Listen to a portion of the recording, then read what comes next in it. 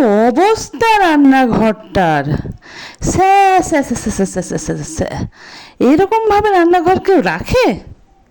আমরাও তো সংসার করেছি, কিন্তু রান্নাঘর তো এরকম করে রাখেনি। একদম পরিষ্কার ঝকঝকা পকপকে করে রেখেছি। এখনকার মেয়েগুলোও হয়েছে যা তালসের জম। এরা মনে হয় বাবার বাড়ি থেকে কিছুই শিখে আসে না, শুধু খায় আর ঘুমায়। বৌমা, কই গেলে বৌমা? এদিকে আসো। ডাকলেও শুনতে পায় না, বড়লোকের বেটি কোথাকার। বৌমা, বৌমা, এখানে এসো, দেখে যাও এ কি অবস্থা। কি হয়েছে আম্মা? আপনি আমায় ডাকছিলেন? আমি আবার একটু ঘরে বসে রেস্ট নিচ্ছিলাম। কাজ করে অনেক হয়রান হয়ে গেছি। এতটুকু কাজ করে হয়রান হয়ে গেছো? তো কাজই যখন করেছো, রান্নাঘরের এ কি অবস্থা? এটাকে কি কাজ বলে নাকি অকাজ? মানে আম্মা, আমি তো কোনোদিন বাবার বাসায় কাজ করি নাই। আমি কাজ পারিও না।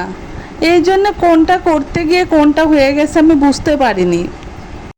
বুঝতেই যখন পারোনি, তাহলে তো আমাকে একবার ডাকতে পারতে, নাকি? ডাকারও অসুবিধা? আমাকে ডাকলেই তো আমি সব বুঝাইয়া দিতাম।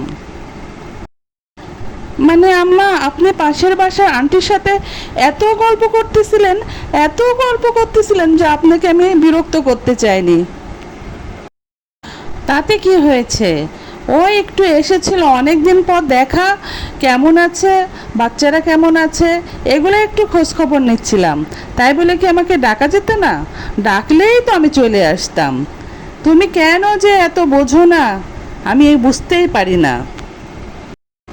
ও আম্মা, আমার একটা ফোন আসছে, আমি এখনই আসছি, আপনি একটু অপেক্ষা করুন। এই আল্লাহর মনে ঘরে গেল, আর তো আসবো না। আমাকেই সব ঘর টর পরিষ্কার করতে হবে, মেঝে মুছতে হবে। এরা যে কোনো কাজের না বোঝাই যায়। কেন যে ছেলেকে বিয়ে দিয়েছিলাম আল্লাহই জানে। সব কাজ এখন আমাকেই করা লাগছে।